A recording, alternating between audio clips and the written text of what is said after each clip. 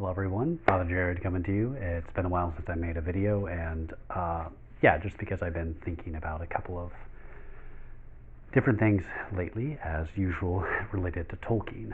Because there's this famous line, well, I guess I don't know if it's famous, because people sometimes wonder what exactly is the meaning of Lord of the Rings. Is it a story of hope?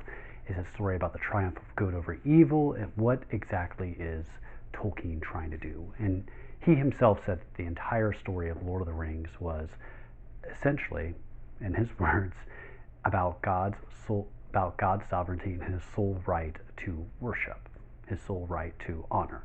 And in this, it's kind of fascinating because we don't see throughout the entire story any churches, temples, or any kind of acts of worship, save one, which is kind of fascinating. So there's only one instance in which we really see a character pray, and that is, well, we see multiple characters pray, and it's kind of noted, Frodo and Sam take note of it, that's something they've never seen before, but before, when they're captured by the Rangers in Ithilien, that is Faramir and his men, in the books, they all take an opportunity right before they have a meal to face the west. And it says in the book that Faramir notes that they don't have this practice in the Shire, apparently. And he notes that the reason why they do it is because they look towards Westerness, that is Numenor that used to be, to Valinor that is, and beyond that to the eternity, the walls beyond that, beyond the circles of the world that always will be. So it's essentially looking towards eternity.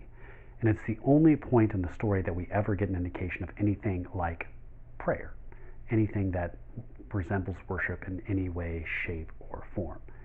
And I think that that's fascinating because what that tells us is that in this story, Tolkien is, or the fact that this is the only point that it shows up in the story, Tolkien's trying to tell us something. And what is he trying to tell us? Because the characters involved tell us something about it.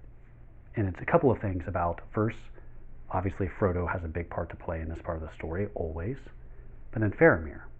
And Faramir is described by Sam as one who is, he kind of reminds him of Gandalf. So Faramir reminds Sam of Gandalf.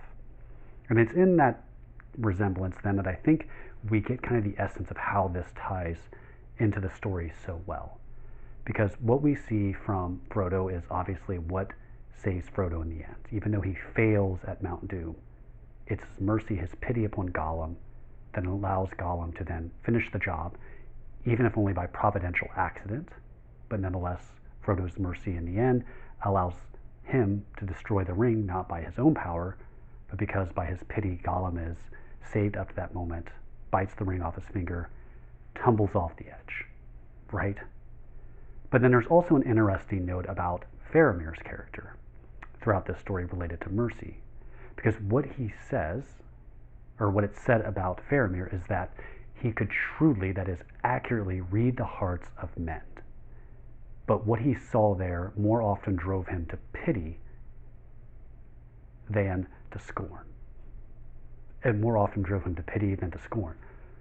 So this man understood the hearts of men quite well. And we see throughout the story that while the characters in Lord of the Rings maybe we think of as all good, all encompassing, but really throughout the story we also see a lot of mixed and bad motivations on the part of characters. We see them acting selfishly, we see them acting from a place of fear.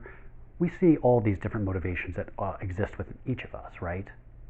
But the interesting thing is that seeing that in the hearts of men doesn't drive Faramir to ultimately judge them, to be harsh towards them, or to scorn them, because he's obviously himself brave, faces his fears quite readily, and he is also one who is willing to totally cooperate. Like, unlike in the movies, in the book, Faramir never doubts what he's supposed to do with Frodo, that he's supposed to allow Frodo to go his way, and that he even says before, you know, like in the book, in the movie, he does eventually say this in the extended series, but from the very start, he says that even if I found the ring alongside the road, I would not take it. He knows how dangerous it is. So wait a second, how does that all relate to worship? How does that tell us about who God really is? Or what does it tell us about the story itself? Well, if we look at the Psalms, we hear, and Jesus repeats this to the scribes and Pharisees, right? Whenever he's teaching and they ask why he eats with tax collectors and sinners. And he says, Go and learn the meaning of these words. I desire mercy, not sacrifice. And there I think it is. What is the point of Lord of the Rings? What was Tolkien trying to essentially point out to us? He was trying to point out that mercy means everything. Not because it means we have to let everything go, we don't hold anybody accountable, because I think that's the way that we can sometimes interpret mercy in our modern context. But instead, what his point is that we need to be careful, and we need to perhaps develop a way of looking at the world like Faramir does, because Faramir is still quite just, right? He doesn't allow his mercy to, drive him to the point that, well, we're not going to fight orcs even because we're going to have mercy on them, right? He still enters into battle. He still willingly embraces the sacrifices needed to enter into war and even kills men, even if he laments its necessity. And I think that's one of the beautiful things about the difference between Faramir and Boromir is it says that Faramir ultimately, questions even whenever they kill, in the movies, again, they attribute this to, or, sorry, not, that's not right. Samwise does actually say that. But in the books, he does note that he does not love the sword for its glory or its own shame. But instead, what he loves is what the sword defends. That's Gondor, that's the people of Gondor, but it's not a means to an end. Again, not taking the ring is an evidence of the fact that he recognizes that he can't wield power in such a way through the ring that any good would come, and that it would be better for Gondor to be destroyed than for them to take possession of the ring. What this shows us is that he understands quite well the limits of mercy, but also the importance of being merciful in our lives. That is, to take a disposition that whenever we see the sins in others, whenever we see their shortcomings, the way in which their actions maybe hurt us, harm us, to understand and have pity, because in seeing their hearts, we understand what it's about. We understand that the reason why most people do the things they do is not to be cruel to you intentionally, is not to miff you, to hurt you, but instead so often sin is an expression of, I want to feel better, right? Why am I cruel to other people? Why do I tear them down? Because I want to feel better about myself. Why do I keep on giving in to certain sins again and again? One may ask themselves, whether it's overeating or whatever it may be in the areas of lust, is because I want to feel special, different. I want to fulfill this longing that I have in my heart. And when we look upon that, instead of being like, how dare they? What a bunch of fools, or whatever you want to call them, we can come to a deeper understanding of the fact that the reason why they're doing it is ultimately to make themselves feel better, to understand the desires of the heart and have that drive us to pity, to feel sorry for the fact that they're this way, but also then, most importantly, to turn this back to us personally, it's important for us then to understand it for ourselves.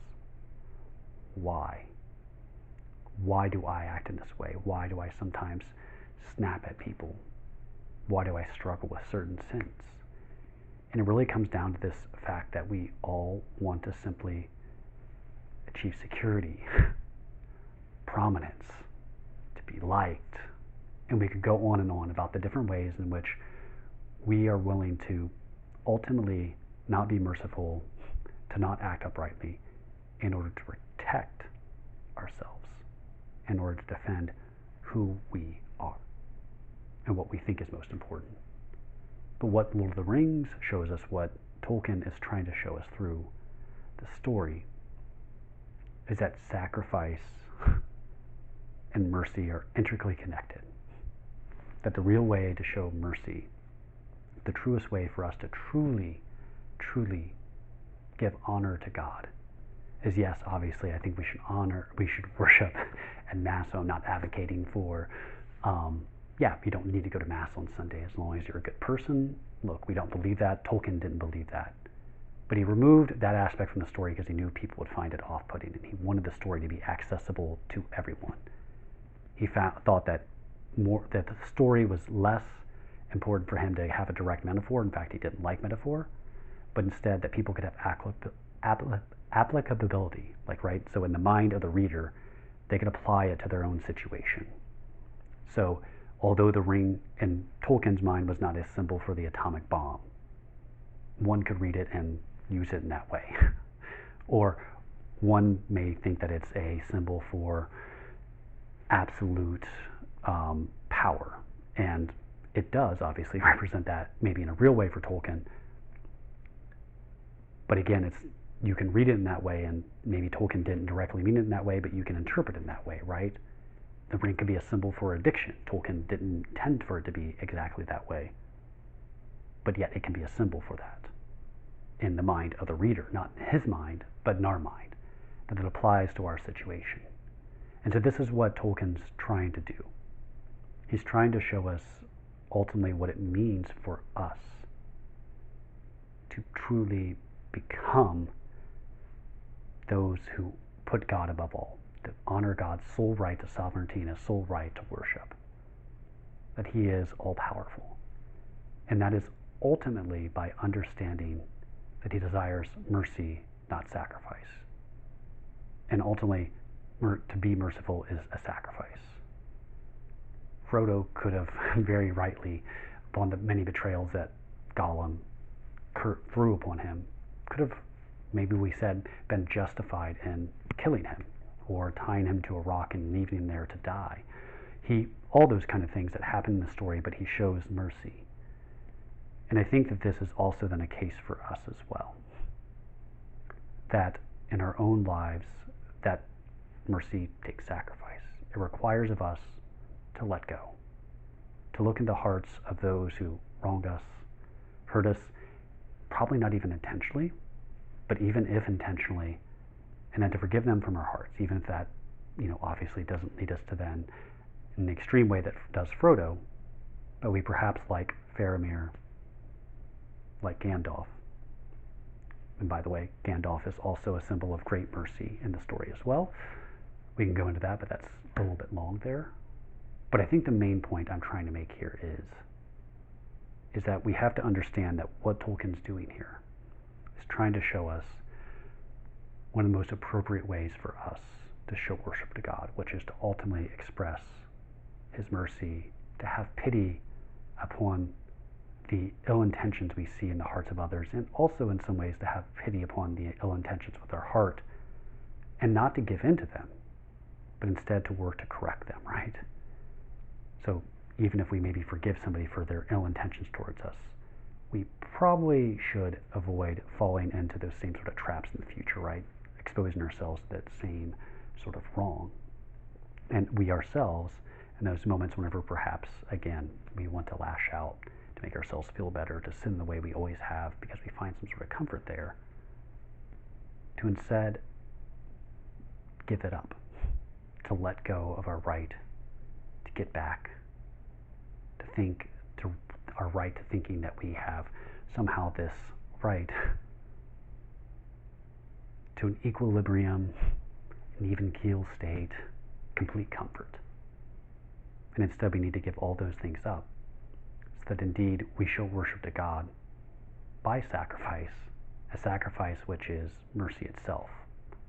And in that we find the strength then to live as Christ wants us to, as the Christian redemption requires of us, to show mercy so that we might ultimately give all that glory to God, forego the punishments that maybe we think are deserved to others, so that ultimately our debts may be forgiven before God.